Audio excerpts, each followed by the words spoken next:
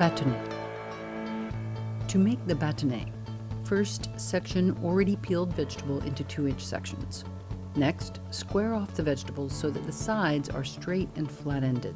This will make it easier to produce even cuts. Next, slice the vegetable lengthwise, making parallel cuts 1/4 of an inch in width. Be consistent.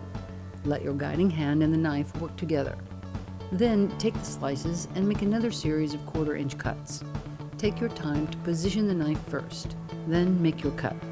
You can also stack the slices to make these parallel cuts.